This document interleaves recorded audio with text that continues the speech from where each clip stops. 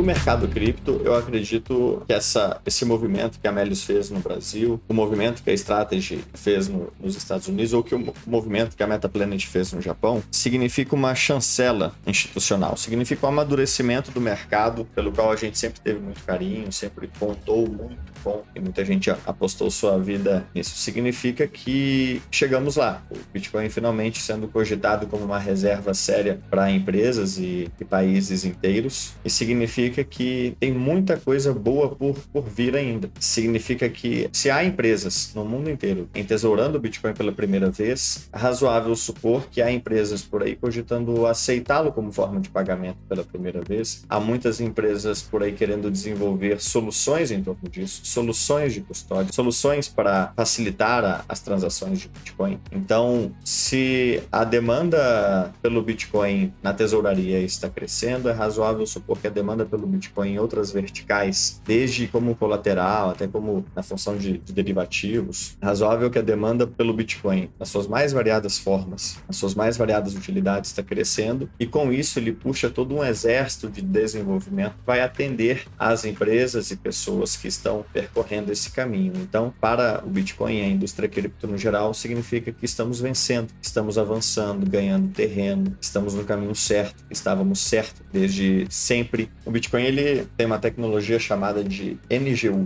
as suas propriedades empurram ele na direção da apreciação ao longo do tempo. A apreciação do Bitcoin ao longo do tempo é absolutamente importante, tanto para ele cumprir o seu papel como reserva de valor, quanto para ele chamar a atenção de todo o mundo para o incrível potencial dele, né? Então ele precisa valorizar para vencer. E essa adoção institucional, que basicamente nos levou os $40 mil pré-ETFs por $110 mil pós-ETFs e Estados-nação aderindo, com certeza está formando uma legião de novos Bitcoiners da classe de 2025, e por conta desse fenômeno do preço do NGU, que mais do que dobrou em 2023, mais do que dobrou em 2024, tem ótimas perspectivas para 2025. A gente viu muita gente, muitos investidores, muitos analistas que cobriam Melius dizendo, olha, não vai ter jeito, vou ter que estudar o Bitcoin. Ai, meu Deus do céu, agora eu tenho que estudar Bitcoin, não posso mais negar, não posso mais deixar para lá, não posso mais deixar para depois. E se não por uma atitude como a da Melius, então por um comportamento de preço. O Bitcoin, ele performou 60 pontos percentuais melhor do que os melhores gestores de fundos americanos ano passado no consolidado. Não é o Diego fazendo previsão, mas se você analisar os últimos 15 anos e os fundamentos do Bitcoin que nos trouxeram até aqui, você pode juntar os dois pontos e concluir que os fundamentos nunca estiveram tão fortes e que os próximos 15 anos podem ser muito positivos, em especial se você considerar que esse é o primeiro ano da adoção institucional e que até ano passado